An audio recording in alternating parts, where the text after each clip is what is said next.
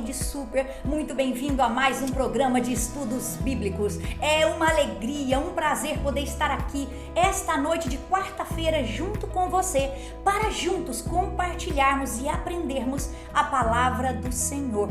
Queridos, hoje nós vamos falar sobre uma palavra que traduz muito para nós sobre o amor de Deus.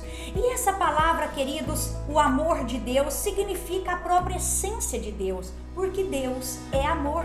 A missão de Deus se origina no próprio Deus, porque Deus é amor. E esse amor, ele ultrapassou dimensões espirituais e veio habitar no nosso meio. Diz o apóstolo João, lá no capítulo 13, o verso 1, que antes da festa da Páscoa, sabendo Jesus que era chegada a sua hora de passar deste mundo para o Pai, ele amou os seus que estavam neste mundo e os amou até o fim.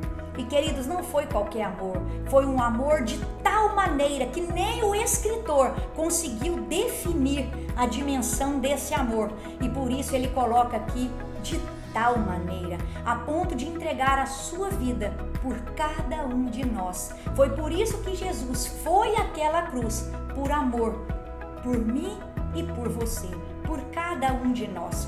Queridos, e nesta noite aqui, quando Jesus se reúne para a última ceia da Páscoa, com o último jantar, a última reunião, da Páscoa com os seus discípulos, ali houve comunhão, ali houve, queridos, muita comida, mas infelizmente também teve um lado muito assim dolorido para Jesus, porque enquanto havia comunhão, enquanto havia ali aquela celebração, enquanto Jesus abria o seu coração e despedia dos seus amigos amados, houve ali, queridos, conspiração, houve ali competição, houve ali traição, houve disputa, houve descaso, houve intriga.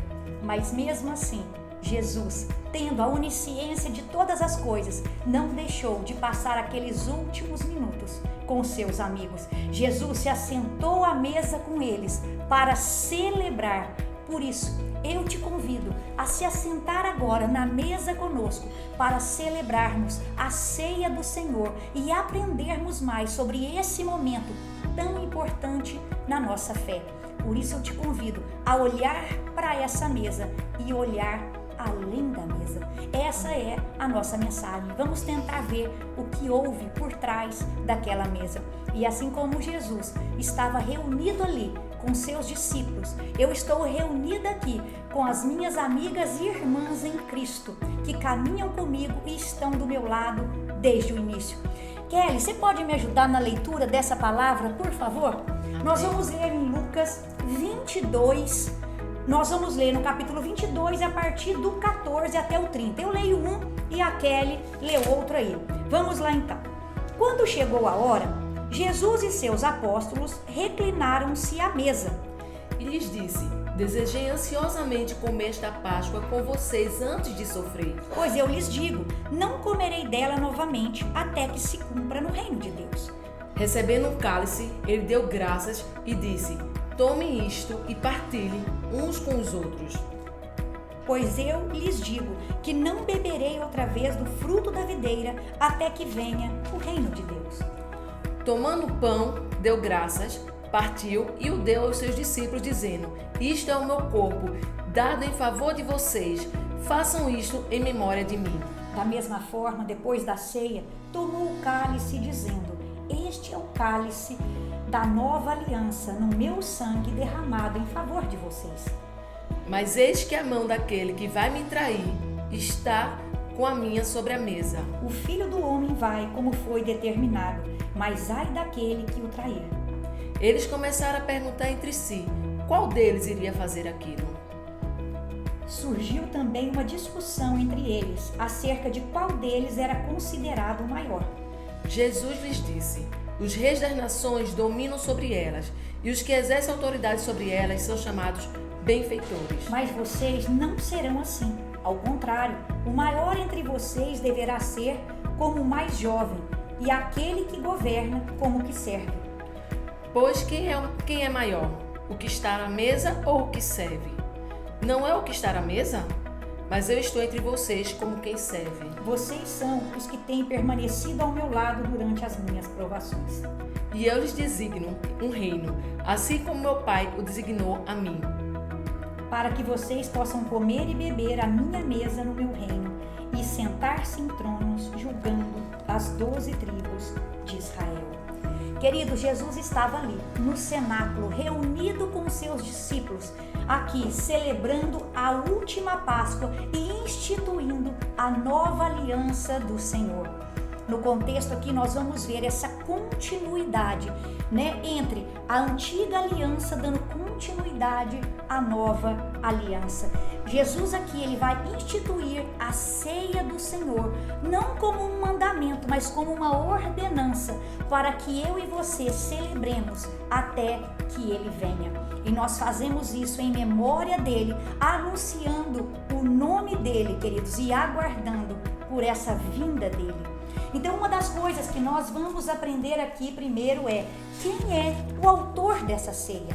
O autor dessa ceia, como nós vimos aqui, é Jesus. E quando ela foi instituída, como a palavra de Deus nos diz, ela foi instituída aqui na festa da Páscoa, ou como Lucas traz pra gente, na noite em que foi traído, E aí eu te pergunto, por que, queridos, que é importante eu e você sabermos o quando? Porque Jesus estava dizendo para eles e Jesus está dizendo para nós: eu sou o cumprimento da Páscoa, eu sou o Cordeiro que tira o pecado do mundo, eu serei morto pelo perdão dos vossos pecados. E isso aqui remetia, queridos, àquela saída, do povo de Israel do Egito. A Páscoa celebra isso, aquela retirada do povo do Egito quando eles estavam ali na escravidão. E então Moisés os conduziu à terra prometida. E a Páscoa é isso, é Jesus aqui, queridos, morrendo pelos nossos pecados, nos tirando dessa escravidão do pecado e nos transportando para o reino da sua luz, nos dando uma nova oportunidade de vida, uma nova chance. E o primeiro ponto que eu gostaria de ver com você nesta noite está lá no verso 14. Quem estava, querido, à mesa com Jesus? Quem foram aqueles homens que se reclinaram com ele? O verso 14 nos mostra que quem estava ali com ele eram os apóstolos, aqueles homens com quem Jesus caminhou durante 3 anos, aqueles homens nos quais Jesus, queridos, investiu na vida deles, aqueles homens quais Jesus instruiu, aqueles homens que viram os milagres, viram coxos andar, cegos ver, queridos, e surdos ouvirem, aqueles ali que viram libertações, que viram ali testemunhos de ressurreição. Foram esses homens que estavam ali reclinados à mesa com Jesus. Mas, queridos, quem eram esses homens? Quando nós olhamos para a palavra de Deus, a palavra de Deus nos diz que no meio desse grupo era um grupo diverso. E aí nós vemos que no reino de Deus as pessoas são diversas e que há espaço para todos os tipos de pessoa e que Jesus, queridos, chama, todas as pessoas, mas algumas respondem e outras não. Algumas vêm e outras não. Há diversidade no reino. Deus não faz acepção de pessoas. Assim como nesse grupo havia diversidade, há diversidade no reino de Deus. Então não imagine que Jesus só chama, queridos, aqueles do cabelinho certinho, repartido, do cabelinho escovado. Jesus chama a todos, mas é que nem todos, queridos, respondem, positivamente ao chamado dele. Então nesse grupo aqui nós tínhamos revolucionários. Pastora, tinha revolucionários? Tinha os zelotes, era um grupo revolucionários. Infelizmente, no meio desses 12 tinha também, queridos, um traidor. No meio desse grupo tinha pescadores. Quem eram os pescadores? Pedro, André, João, Tiago, Pedro. Como é que é a musiquinha? Pedro, Tiago e João no barquinho. Queridos, ninguém aqui é do louvor, mas é só para descontrair. Quem mais? Havia também cobrador de impostos nesse grupo, Mateus. Havia também aqui o israelita, onde Jesus não encontrava dolo nele. Quem é esse israelita modelo? Natanael ou Bartolomeu. Talvez você tenha visto Natanael lá no início do livro de João, do Evangelho, e depois não viu mais, é porque Natanael uns dizem que é Bartolomeu. E tinha também, queridos, aqueles que tinham que crer para ver, como Tomé. Então nós vemos aí um grupo diverso, que fazia parte daqueles amigos mais íntimos de Jesus. Queridos, isso me chama a atenção, porque quando nós vamos lá em Apocalipse, nós vamos ver no capítulo 5 que diz, queridos, que ali, quando João teve aquela visão, ele viu milhares de milhares. E nesse milhares de milhares encontravam-se povos de todas as raças, tribos e nações. Mas Jesus ali era o cordeiro, né, de todas essas tribos, raças e nações. Há diversidade no reino de Deus. Queridos, e essa passagem também de Apocalipse, no capítulo 15, quando João vê milhares de milhares, sabe o que me chama a atenção? No número. Apocalipse fala de um número, haverá milhares de milhares. Cada um de nós foi somado para compor milhares de milhares. 1, 2, 3, 4, até chegar em milhares de milhares. Mas quando a Bíblia nos mostra milhares de milhares, ela nos mostra como um corpo. Ela nos mostra numa totalidade. E eu sei que tem muitas pessoas, queridos, que às vezes tem medo assim de estar numa igreja grande, porque ela se considera apenas um número. Mas porque, queridos, você deve estar vendo como algo individual. Mas no reino de Deus, por mais que nós sejamos um número, nós nunca somos um número sozinho. Nós somos um número somado a um corpo. E no reino de Deus não há um número separado. Há milhares de milhares. Um que foi somando com o outro. E no total nós formamos, queridos, um número inteiro. Um número como um corpo. Um número numa totalidade e não na individualidade. Então guarda isso no seu coração, você não é apenas mais um número, você é um número que somado com o outro se chama o corpo de Cristo, se chama a família de Cristo. Os números, queridos, aqui no reino de Deus, eles se somam, eles não foram feitos para subtrair, mas para somar. Eu somo com a Bebe, eu somo com a Kelly, eu somo com a Roberta e juntos esses números formam um corpo, porque nós somos uma família juntos, nós somos um corpo juntos. E queridos, guarde algo no seu coração. No reino dos céus, há um lugar reservado para mim e para você. Há um lugar reservado na mesa, nas bodas do Cordeiro para nós. E nós um dia, todos esses milhares de milhares, nos encontraremos no reino dos céus, celebrando junto com o nosso Cordeiro as suas bodas. Todos ali, em volta da mesa, nas mansões celestiais, celebrando a grande ceia do Senhor. Isso é tão maravilhoso, queridos. Guarde isso, seja curado nesta noite. Você não é um número. Você, queridos, é alguém que somado com outro alguém forma esse maravilhoso corpo de Cristo. E juntos nós estaremos nas mansões celestiais, nas bodas do Cordeiro, celebrando com Ele. O segundo ponto que eu chamo a sua atenção está no verso 15.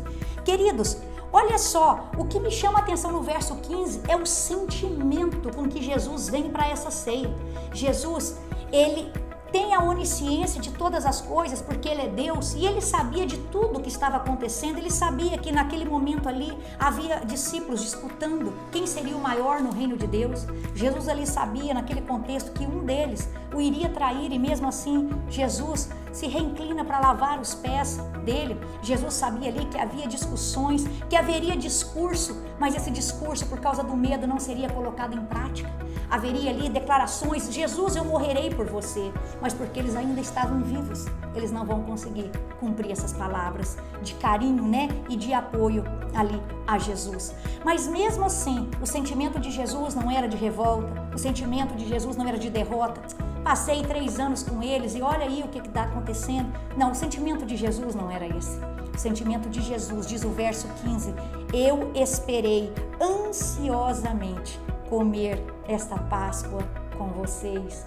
Ah, queridos, quando eu vejo essa declaração de Jesus, Jesus não estava ansioso apenas para estar com eles.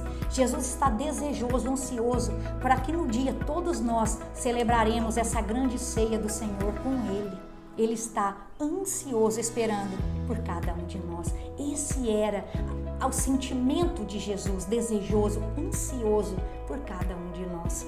Mas infelizmente naquela mesa nem todos dividiam os mesmos sentimentos, queridos, ou o mesmo pensamento de amor, de ansiedade de estar junto, de ser apenas um. Não dividiam o mesmo sentimento de humildade. Ali naquela mesa eles se assentaram. Você pode conferir nos 4 evangelhos aí e você vai ver que eles estavam assentados. Eles simplesmente se assentaram, mas ninguém, querido, se dispôs a levantar pegar uma bacia, uma toalha e lavar os pés uns dos outros. Eles estavam esperando ser servido. E Jesus, naquela ocasião, vai ensinar para eles como servir. E é através, queridos, não de disputas, não de quem aparece mais, mas é através do serviço que aquele que serve será o maior no reino de Deus. Enquanto eles ali estavam cultivando essa disputa, Jesus se preparava para entregar por cada um deles. Enquanto eles aguardavam quem lavaria os pés deles, Jesus vai dar uma lição de humildade, lavando os pés de cada um deles. Naquele momento onde Jesus ali, naquele momento com seus amigos, Jesus se prepara para entregar por eles, em forma de um amor incondicional, queridos. Eles, porque ainda não amavam Jesus com esse amor incondicional, eles o vão abandonando, um a um, justamente por medo de se entregar. Enquanto Jesus se entregava, eles não conseguirão, queridos, se entregar. Então nós vemos nesse momento dois comportamentos distintos. Nós vemos um comportamento da parte dos discípulos e vemos também um comportamento da parte de Jesus. Então esse comportamento na parte dos discípulos eu vou chamar de insensibilidade dos discípulos.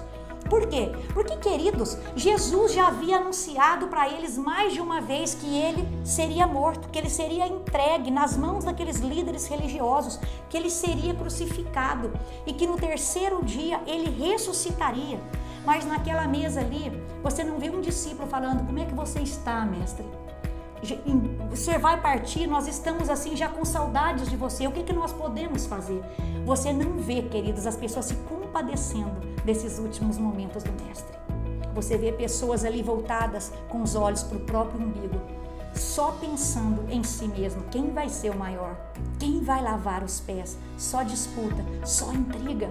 Um de vocês vai me trair, diz Jesus. E eles não estão preocupados, queridos, com o fato em si, mas estão preocupados: quem será o traidor? Fofoca, intriga. E eles falam: eu não vou trair você, eu não vou trair você. E eles começam assim: quem vai ser? Quem vai ser? Você vê dois discípulos chegados de Jesus. Pedro chega e fala para João, que João estava ali reclinadinho, né? No ombro de Jesus, ali no peito de Jesus. E ele fala: pergunta para ele, quem é?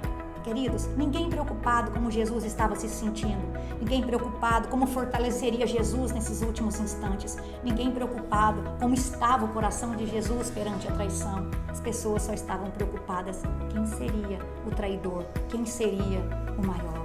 Mas mesmo assim, Jesus estava ali com eles em comunhão, em humilhação, lavando os pés de cada um deles e se entregando por cada um deles. Querido, nós precisamos deixar de lado o nosso egoísmo e nos voltar para Cristo.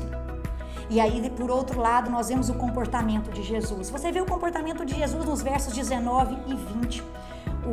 Nós vamos ver o comportamento dele aqui expressado através do amor, através do perdão. Porque mesmo Jesus conhecendo os pensamentos deles, mesmo Jesus conhecendo o coração de cada um deles, mesmo Jesus sabendo que poucas horas depois, quando ele fosse preso, todos o abandonariam, né? Menos João, que você sabe que ficou ali firme com algumas das mulheres, até os pés da cruz ali, até a hora que Jesus foi crucificado. Mesmo sabendo que haveria um traidor, Jesus não desistiu de morrer por cada um de nós. Jesus simplesmente prosseguiu com a sua missão, com a consumação da sua missão até o fim. Jesus foi fiel a cada um de nós, né? Mas ele foi fiel ao Pai até o fim. E Jesus ali, ele consegue consumar a sua missão. E eu digo para você que a expressão do amor de Jesus, queridos, ela foi ali impulsionada pelo perdão. Porque antes de acontecer, queridos, antes de se entregar, ele já havia perdoado cada um daqueles. E por isso, ele consegue se entregar. E por que Jesus consegue fazer isso? Porque Jesus ama cada um de nós incondicionalmente. E por isso eu e você somos salvos pela graça, ou seja, não porque merecemos, não porque fizemos algo de bom, mas Jesus nos escolheu amar, sendo nós ainda pecadores. Mesmo nós não correspondendo, Jesus decidiu amar cada um de nós com amor incondicional. E eu com você temos tanto a aprender com Jesus. Ao invés de cultivarmos mágoa, ao invés de cultivarmos, queridos, assim, aquelas raivas, aquela falta de perdão no nosso coração, ressentimento, que nós possamos limpar o nosso coração diariamente com perdão. Porque quando nós limpamos diariamente o nosso coração com perdão, a gente consegue se entregar pelo outro e amar incondicionalmente como Jesus nos amou, queridos. Passamos então, queridos, para o terceiro e último ponto. Depois de meditarmos ali naquelas pessoas, quem eram as pessoas que estavam à mesa com Jesus, qual era o sentimento de cada uma delas, eu gostaria agora que nós discutíssemos sobre o significado então da ceia do Senhor. Quando você olha nos 3 evangelhos sinóticos, mais o evangelho de João e 1 Coríntios capítulo 11, você consegue tirar aí um significado, querido, sobre essa ceia. Então, fazendo esse paralelo, nós vemos aqui Jesus instituindo a nova aliança. E como sacramento dessa nova aliança, nasce a ceia do Senhor. E através da ceia do Senhor, nós vamos aprender princípios, queridos, fundamentais para a nossa fé. Você pode ver que quando Jesus ele toma o pão, diz a palavra de Deus no verso 19, tomando o pão, deu graças e o partiu. Queridos, tudo que nós fizermos na nossa vida, nós precisamos dar graças. Jesus aqui nos ensina o princípio da gratidão. Temos que agradecer a Deus pelas dádivas diárias que recebemos. Se eu agora falo, é porque aqui, queridos, Deus está me sustentando com vida, com ar, com fala, com voz, né? Se você aí me ouve, Ele está te sustentando com a audição. Se eu agora seguro esse pão nas minhas mãos, Ele está me sustentando com o alimento. Então eu e você recebemos bênçãos, dádivas diárias que às vezes nem, queridos, agradecemos porque já estamos tão acostumados que parece que nem é dádiva, mas estas dádivas estão diárias na nossa vida. Então em tudo, querido, dai graças. E essa ceia nos ensina esse princípio da gratidão, porque Deus cuida de nós, porque Deus nos protege, porque Deus, independente de qualquer circunstância, continua no controle de todas as coisas, porque independente daquilo que fazemos, Deus nos ama. Oh, queridos, independente daquilo que passamos, Deus está conosco. Dai graças. Partiu e deu graças, mesmo prestes a ir para a cruz, para se entregar por mim e por você. Ele agradeceu. Agradeça em tudo, queridos, na sua vida. Gratidão é um princípio cristão. Outra coisa que essa ceia nos ensina aqui, queridos, é uma questão de trazer à memória, ou seja, de relembrar, porque aqui ele diz assim, queridos, fazei isso em memória de mim. Então toda vez que eu e você celebramos a ceia do Senhor, nós estamos lembrando do sacrifício dele na cruz por mim e por você. Com gratidão nós lembramos e agradecemos, nos regozijamos por aquilo que ele fez por cada um de nós. Queridos, não foi fácil. O sofrimento foi enorme. Quando você pega vídeos aí, pregações sobre aquele momento na cruz, você chora, porque o momento foi agonizante. Mas ele, querido, se entregou por mim e por você. Então traga à memória tudo aquilo que ele já fez por você. Traga à memória tudo aquilo que o Senhor já trouxe de milagres na sua vida. Traga à memória. E eu acho tão interessante esse texto, porque não é apenas um olhar para o passado, mas é olhar para um passado que traz esperança para um futuro. Porque nós olhamos para um passado e vemos esse Deus fiel, esse Deus amoroso que fez tudo isso por mim e por você, que tudo aquilo que ele disse, ele cumpriu. E isso nos dá esperança, porque ele disse, eu voltarei. Ele disse, eu estarei com vocês todos os dias até a consumação dos séculos. Então, querido, se ele é o mesmo ontem, hoje e amanhã, tudo aquilo que ele prometeu e cumpriu, tudo aquilo que ainda está por vir se cumprirá, porque tudo que ele fala se cumpre, tudo que ele disse já se cumpriu, ele é fiel. Então, queridos, se ele disse que vai voltar, ele está voltando. Se ele disse que estará com você todos os dias, ele está. Então, fazer isso em memória dele é trazer esperança de que tudo aquilo que ainda está por vir acontecerá, porque esse é um Deus que não muda e é um Deus fiel. Mas ao mesmo tempo, queridos, essa palavra não nos ensina apenas sobre gratidão, não nos ensina apenas sobre uma esperança, sobre um relembrar, mas ela também nos impulsiona a anunciar. Como assim, pastor? Ele diz, anunciai a morte do Senhor até que ele venha. Queridos, se hoje eu e você podemos celebrar a ceia do Senhor, é porque nós já somos dele, né? Nós já entregamos a nossa vida para ele, nós já convidamos ele para ser Senhor e Salvador das nossas vidas. Então nós vamos anunciar para o mundo tudo aquilo que ele fez, né, por nós, tudo aquilo que ele já fez na nossa vida. Nós vamos anunciar os seus feitos, as suas maravilhas, nós vamos anunciar a salvação que vem dele, nós vamos anunciar, queridos, a sua volta, essa esperança para aqueles que estão sem esperança. Nós vamos anunciar o evangelho, anuncie a morte dele, e ele, porque ele te convida a proclamar as boas novas, a contar para as pessoas aquilo que ele fez. Então, a ceia do Senhor, nós vemos aqui dois, né, símbolos: o corpo de Cristo, que é simbolizado pelo pão, e o sangue de Cristo, que é simbolizado pelo vinho, no nosso caso aqui, o suco de uva.